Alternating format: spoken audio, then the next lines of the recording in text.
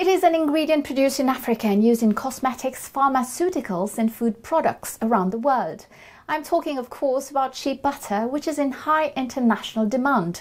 But is Africa reaping the benefits? The answer is no for several African countries such as Burkina Faso, Mali, Togo, Côte d'Ivoire and Ghana, which have banned exports in an effort to boost local processing. A few weeks ago, Nigeria, which accounts for 40% of the global shea butter supply, also decided to suspend exports for 6 months. Our correspondent in Benin, Ologe Aidaso, investigated the issues surrounding this sector. Have a look. The shea tree grows only in Africa. Its kernels, once processed, yield butter and oils highly sought after worldwide.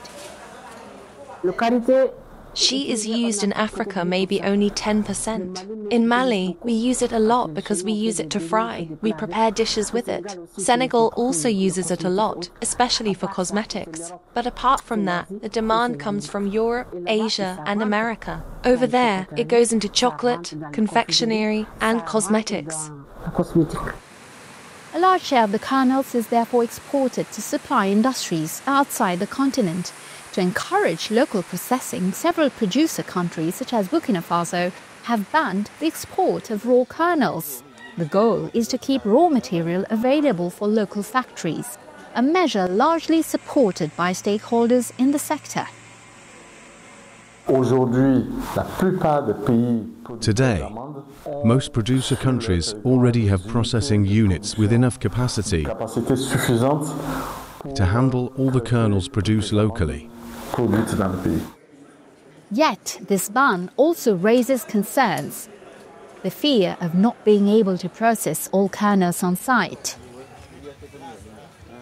We agree with closing the borders, but only when we are ready. If they close now, what happens to the surplus? Who will buy it? There are no buyers in Africa. Still, shea remains a high-value sector which African countries could capitalize on if the right structures are put in place. Our weakness prevents us from earning as much as we should. There is money in shea. If a country is organized, if actors are well structured, butter is worth much more than kernels. And if your butter is high quality, you will find a good market. Producer countries therefore face a double challenge, adding value by processing shea locally according to international standards, while also increasing domestic consumption. Shea butter, we suggested it be used in school canteens, even in hospitals, for meal preparation. I eat it myself, am I dead? Other measures are also being proposed, such as raising export taxes on raw kernels to give local processors better access to supplies. We suggest that the state, together with interprofessional bodies, negotiate with international buyers so that processing happens in producing countries.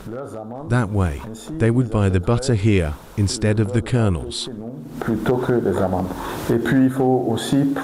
We also need to promote small local businesses that transform shea butter into finished products and encourage consumers to use locally made products. It is truly important that private sector actors, whether national or international investors, work with our governments to establish incentive measures.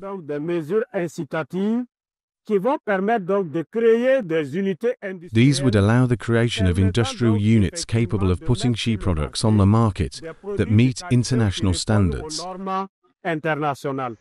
However, strengthening the shea industry in Africa requires a pragmatic and realistic approach. The sector remains heavily dependent on artisanal methods. When you look at shea butter today, there are more than 10 different processing methods, each yielding different products.